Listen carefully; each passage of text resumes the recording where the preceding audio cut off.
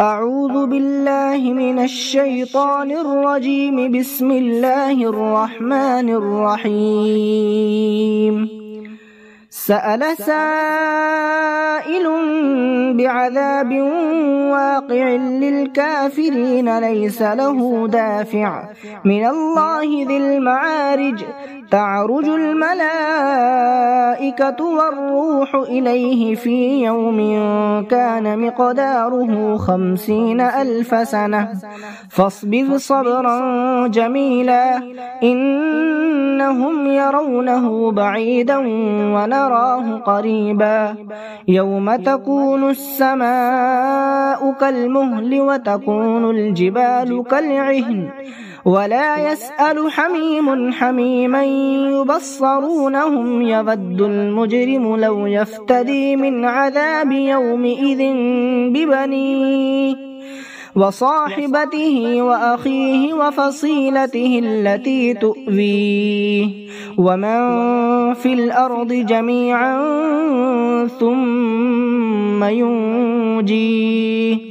كلا إنها لظى نزاعة للشوى تدعو من أدبر وتولى وجمع فأوعى. إن الإنسان خلق هلوعا إذا مسه الشر جزوعا وإذا مسه الخير منوعا إلا المصلين الذين هم على صلاتهم دائمون والذين في أموالهم حق معلوم للسائل والمحروم والذين يصدقون بيوم الدين والذين هم من عذاب ربهم مشفقون. إن عذاب ربهم غير مأمون والذين هم لفروجهم حافظون إلا على أزواجهم أو ما ملكت أيمانهم فإنهم غير ملومين. فمن ابتغى وراء ذلك فأولئك هم العادون والذين هم لأماناتهم وعهدهم راعون والذين هم بشهاداتهم قائمون والذين هم على صلاتهم يحافظون أولئك في جنات مكرمون. فما للذين كفروا قبلك مهطعين عن اليمين وعن الشمال عزين.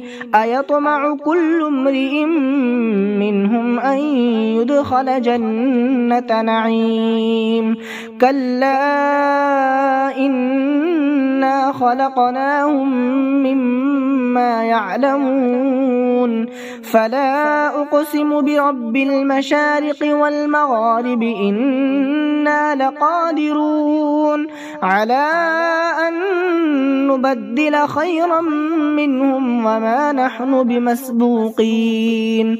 فذرهم يخوضوا ويلعبوا حتى يلاقوا يومهم الذي يوعدون يوم يخرجون من الأجداث سراعا كأنهم إلى نصب يوفضون خاشعة أبصارهم ترهقهم ذلة ذلك اليوم الذي كانوا يوعدون.